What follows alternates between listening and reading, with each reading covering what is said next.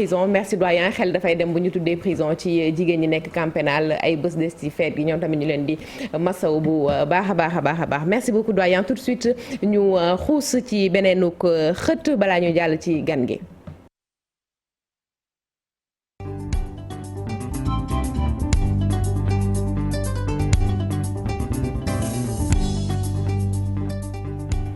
ayca mi ngi noonu ñu daal di xuus si ginnaaw doyen daal di jox kàddu gi grand Bourba sëñ bi Dia ñu fas yéene dalal sëñ bi Sembène Babacar waxtaanee xaaral ma maanu seeg soble beeg sombi teer beeg mbortaalaa nga bool bee di ma déglu. ah non jañax na ma ko de ah.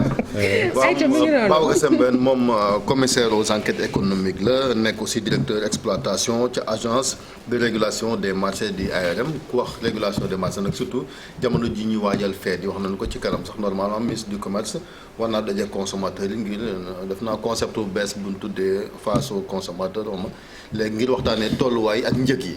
li nemmeeku nag mooy ñu ngeen bëgg defal ñu le point surtout ci li nga xamante ni moom lañ soxla jour collecte gi bokk na ci li as wax soble si. lim ko rek. soble si pomme de terre bi ak lu jëm yi parce que coow li bañ na fi trop fan nañ ci toll est-ce que dina doy fekk suba ak ginnaaw suba incha allah. jërëjëf Chérif jërëjëf Mame Fatou ci invitation bi je pense que problème de doy ak du doy moom je pense que boobu moom le problème ne se pose pas présentement parce que dañu nekk ci période boo xam te ne période de pic la de récolte. Il y a beaucoup de stock au niveau ci marché bi même au niveau des zones de production loolu moom béykat yi kay dañuy wax ni fan la ñuy jaayee problème boobu la ñu am ci wàllu pomme de terre soble pratiquement tous les légumes véritablement en termes de stock il y a du stock. si c'est moom ma doon tooñ sànq naan problème richesse la ñu am parce que dañu doon wax naan offre maintenant il y a vraiment une offre suffisante pour ñu mën a couvrir marché bi. Maintenant le problème qui se pose peut-être mooy problème de planification béykat yi production bi nu muy ñëwee sur le marché voilà ñuy am ay jafe-jafe au niveau des prix yi nga xam te ni véritablement day fluctuer de manière déraisonnable loolu peut-être moom la ñu war a. responsabilité régulation mais ñu taxaw ci régulation. parce que régulation sama maam ji nekk ca tool ya. lan lay dégg ci régulation ci bu si yow bu sa bos ñoree bul jaay parce que dañuy may ñeneen ñu jaay ba pare loolu ban dégg-dégg lañ ci am ci régulation. voilà merci régulation c'est xam nga au début de ay 2005 Sénégal damay def benn synthèse tout le temps par rapport ak kii bi parce que au niveau de la politique commerciale il y avait d'énormes difficultés au niveau du tarif importation yi surtout les produits similaires da doon ñëw lu bari de sorte que suñu béykat yi duñu avait des difficultés pour concurrencer avec les produits importés de l'Europe. À partir de ce moment il y avait le texte CEDEAO UEMOA à l'époque qui était à 20%. Le secteur agricole dañu wax ne c'était pas très bien protégé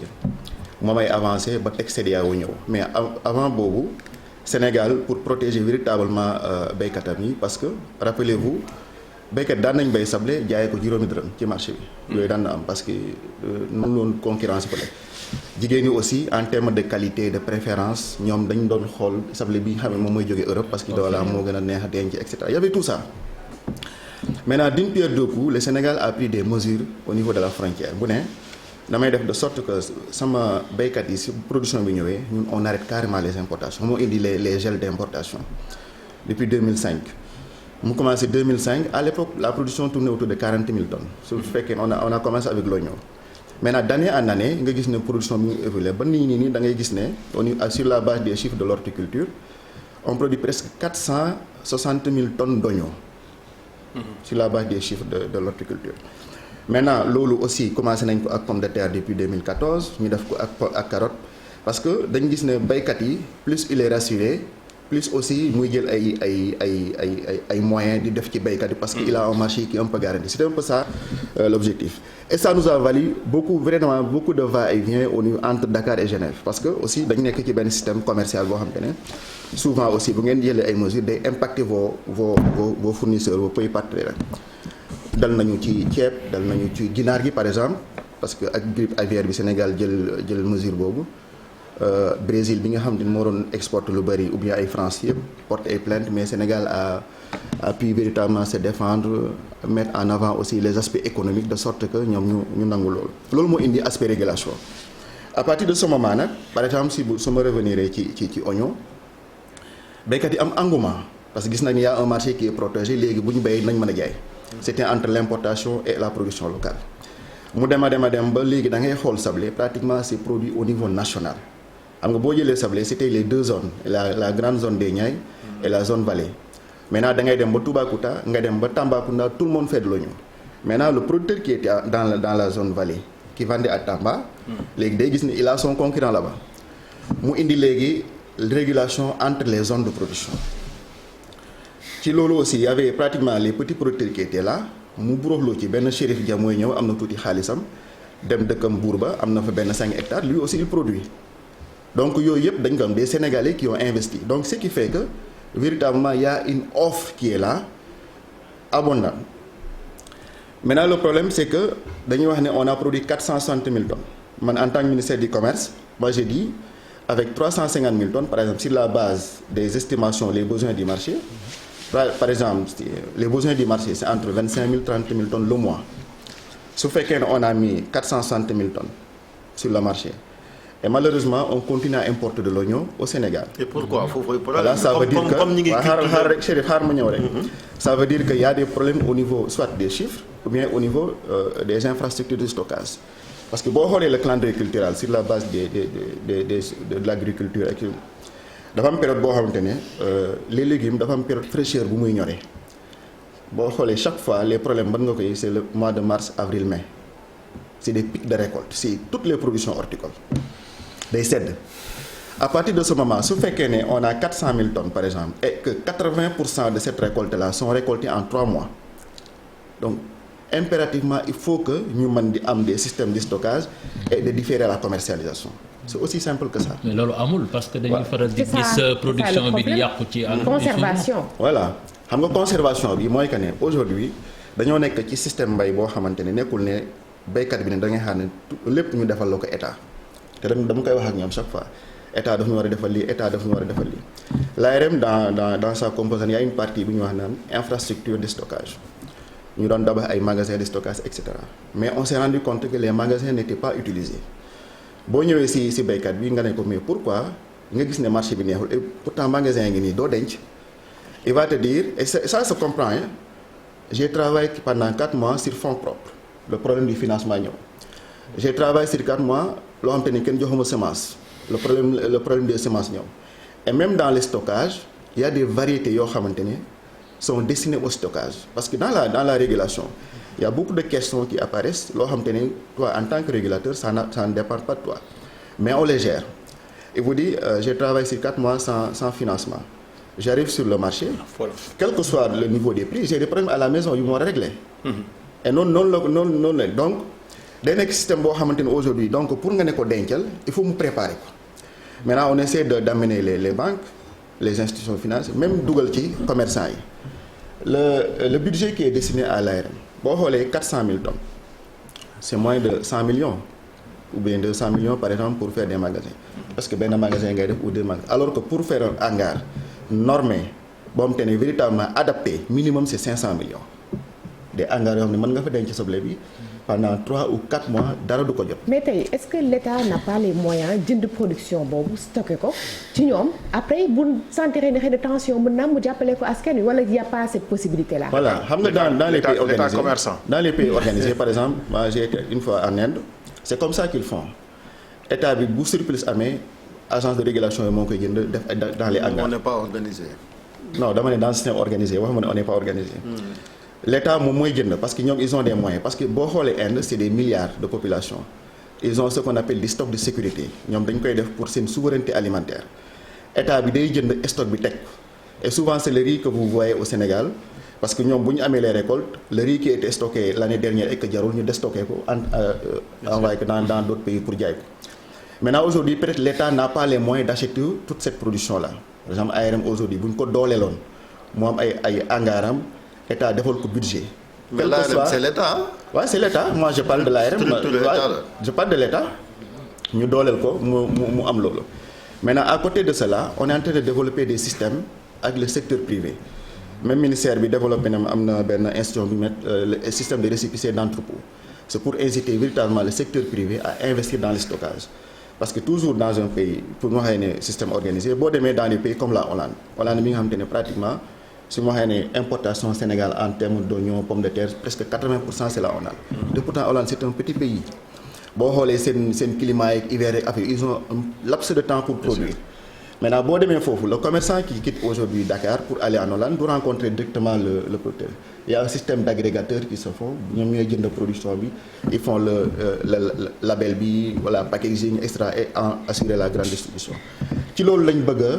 véritablement amener suñu système de production. maintenant dafa am benn problème da ngeen may tuuti aussi ma wax ci parce que loolu yëpp da koy indi. maintenant dans la régulation aujourd'hui par exemple puisqu'on parle de la régulation entre les zones ministère bi au niveau de l'ARM ñu def benn système de collecte de statistiques moo indi les problèmes de l'aide de véhicules parce que souvent dañuy naan on a des difficultés à avoir les statistiques au niveau de l'horticulture. Maintenant ñu def benn ci en collaboration avec les interprofessions oignons pommes de terre etc. Les lettres de véhicules sont organisées au niveau des plateformes de commercialisation. Plateforme de commercialisation mooy lan chaque zone de production dañu organiser baykat yi en zone def fa benn genre plateforme yi da leen di permettre ñuy regrouper wu pour commercialiser. Ça rend beaucoup plus fort un peu le producteur parce que souvent les baana ou bien le commerçant da doon ñëw jël produit ci baykat bi sans rien payer yóbbu ko au niveau de marché de Thiaroye il a sa commission quel que soit le niveau des prix. parce que souvent baykat bi souvent mooy nekk en position de faiblesse ñu ñëw indi jël production bi indi ko Thiaroye jaay ko lu leen neex après soog a fay baykat yi système yooyu lañ nekk di changer ñu def un système de collecte d'information sur la base de lettre de véhicule. lettre de véhicule bi dafay régler problème yu bari problème de traçabilité problème des quantités yi nga xam te ne mu ngi jógee entre zone ak zone et même problème au niveau de la sécurité des consommateurs. Pourquoi je le dis même le transporteur. Et je pense que c'est important ñu aussi ñu éclairer à ce niveau-là parce que vidéo bi dafa montré benn waay baykat bu bay ba pare mu ne voilà il n'avait pas l'information ñu doo ko amal. C'est dire qu'aujourd'hui dans sa zone et pourtant cette personne-là a même essayé d'appeler pour du waxee joxe excuse ñu ne ko non il y a pas de souci on vous comprend.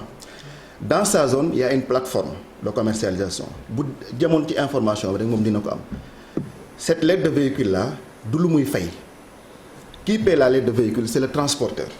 lettre de véhicule moom kayit gu ñu lay jox la. voilà kayit bi genre facture la rek genre facture la par exemple chargement buy jógee. zone de production bi dem feneen voilà pour dem feneen. genre facture bi ñu la jox naan oto bi fii la jógee soble bi fii la jógee lii la jar. nangami tonne la wala nangami kilo c'est-à-dire guide la. Ça permet au policier bu la arrêter ou bien le douanier dina xam ne lii soble la xam nga sur le problème du transport. Par exemple chargement camion bu jógee buube tey mooy Podor di ñëw Dakar chargé na soble ba mu fees. douanier bi arrêté ko. Le douanier aussi dafa am contrôle bu muy def fan gis ngeen fan yii yëpp contrôle yu muy def ci. médicament nanga nag bu ñu toppoon procédure douane dëgg day wàccee camion bi yëpp compté waat ko. vérifié waat soog a yéegalaat. loolu lañu fay la benn TS bu jar 2000 francs mais l'aide de véhicule boobu day mën a rassurer douanier bi neen fii buube la jógee soble la nangam. yooyu problème de sécurité day pose beneen mbir mi dafa am soble bu doon jógee ci frontières yi ay Mauritanie ak affaire di dugg di aussi impacté par rapport à la production locale donc il y a tout ça qui fait que aujourd'hui les lettres de véhicules sont importants dégg nañ ci lu ne beaucoup de retours voilà état day kii nii day dóor béykat yi état ne fait pas son et cetera loolu am nañ ko maintenant parce que boo xoolee moom le gars qui est sur ci vidéo bi dafa ne moom transporteur la léegi mu jëlaat xaalisam investir ci mbay lu tax mu investir ci mbay parce que gis na ne yëf yaa ngi dox foofu. war a fay ay surga. Donc c'est parce que y a cet engouement là aujourd'hui qui rassure de sorte que d'année en année. il préfère bàyyi leen mais ci boobu monsieur le directeur. L'aide de véhicule bi xam nga par exemple bu ñu jubee tabaski vraiment day am souplesse boo xam ne ci xar yi. danañ may nit ñi sax fu nekk nga. sax mbaar pour jaay xar. lii tamit ñu ngi ci période boo xam ne xëy na ci la ñu gën a soxla produit boobu. Est-ce que amul ay souplesse aussi par rapport ak même l'aide de véhicule wala leneen ak leneen ay souplesse yoo xam ne moom la ñuy defal producteur pour que production mën a yeggee ci ñëpp. tout à fait bés bi ñu bañ a manqué yooyu astuce bañ a tudd. gis nga li nga wax noonu. si la ñuy liggéey tout le temps. mu ngi bëgg a yàgg c'est vrai que bu ñu defee circulaire bi noonu on sensibilise les forces de l'ordre ne leen l'objectif c'est pas de la répression c'est pas ça l'objectif de l'aide de véhicule. Objectif bi mooy li ma wax sànq c'est le permettre d'avoir des statistiques véritablement la consommation locale ñaata moo jógee ci telle zone extra loolu mooy objectif bi. Et aussi avec les forces de l'ordre au niveau du contrôle économique aussi dañuy wax ak ñoom par rapport à cette souplesse là. Et on a fait beaucoup d'interventions de manière informelle. loo xam te ne da ngay jël sa téléphone sa di woote on vous appelle à n'importe quelle heure mais di nga intervenir pour expliquer. donc yooyu ñu ngi koy def. parce que xam nañ ne aujourd'hui l'obligation du ministère la régulation pourquoi c'est difficile. c'est vrai que nous sommes entre 2 ou 3 personnes. le producteur war nañ mën a def de sorte que mu gis boppam ci lu muy def marché bi approvisionne de manière correcte même consommateur bi astumen dina mën a man prix dafa def nii prix def na donc tout ça il faut les gérer. maintenant béykat bi bu kontaanee parce que les prix sont bons le consommateur est mécontent parce que les prix sont forts. donc ce qui fait que la régulation est extrêmement difficile pour juste 2 points. sëñ Sembène baal ñu nag xam nga korité moom boo amee soble te amoo ginaar tamit boo deful nànk di nga fande ginaar yi lan moo ci xew. non ginaar yi ndax gis nañ ne njëkk yi moom neewuñu sax dafa flambé waaye guddi yi ñu toll moom dafa jéggi dayoo xamuñu dafa xam dañoo denc ginaar yi. non xam nga c'est-à-dire Sénégal nu dañu am benn je sais pas du ma ne habitude mais c'est comme ça chaque veille de fête. véritablement les gens prix day évoluer. am na ñu def ginaar ñoo xam te ne tabaski rek ou bien korité rek la ñuy xaar maintenant c'est à nous de nous organiser je donne juste un exemple le pain sur le kii weeru koor man franchement musuma rang boulangerie pour jënd pain musuma ko def maa toog sama kër ma naan sama dute ma dem reer mais su fekkee ne à chaque fois su fekkee ne y a la fête de la Korité le gars aussi il a investi bu ñu ñëwee ne dañuy jënd flambé bi astu di wax je sais pas le niveau des prix bi nga parce que normalement ginaar am na yoo xam ne 3000 la ñu woon ñu ne xuus na ba 4000 mais ça dépend du kilogramme aussi mais ça dépend aussi du poids su fekkee da nga bëgg ñu jaay la benn 3500 aussi c'est normal hein poids bi yenn saa yi 2 kilos la sur pied bu ñu ko déplumer 1 kilo 700 1 kilo 600 waaw 2 kilos sur pied bu ñu ko déplumer 1 kilo 600 1 kilo 700 waaw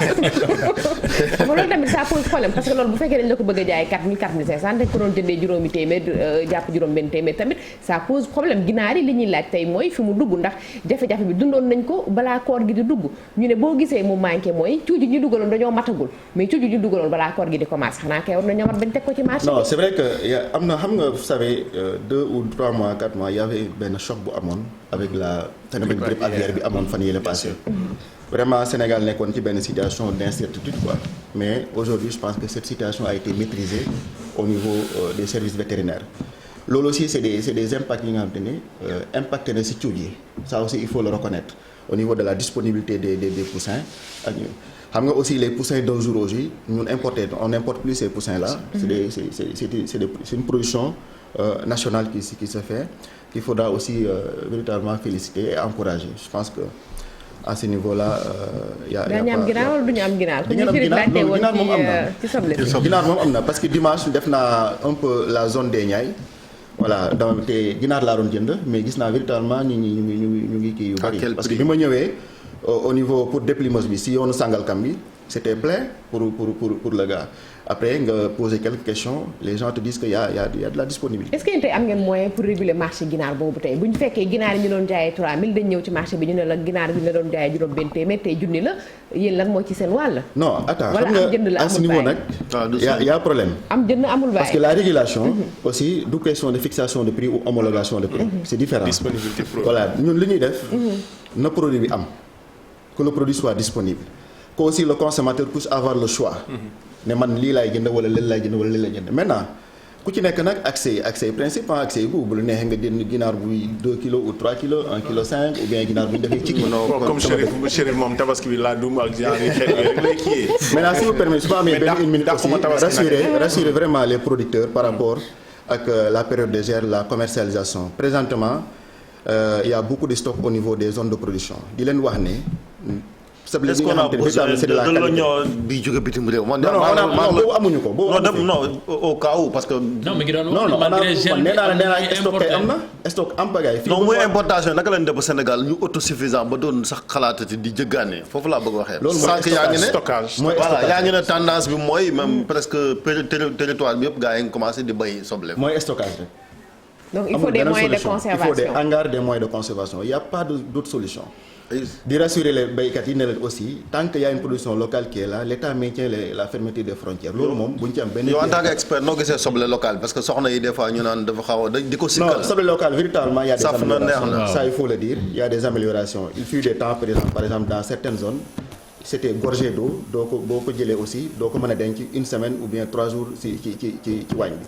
léegi avec la sensibilisation ak variétés yi aussi yi ñuy utiliser technique horticole yi les gens véritablement commencent à améliorer la qualité de l'oignon du Sénégal. ayca boog jërëjëf sëñ bi Sembène sëñ bi Dia. la communication sans frais du ministère du commerce. ayca mu ngi noonu ñu dem à la présidence des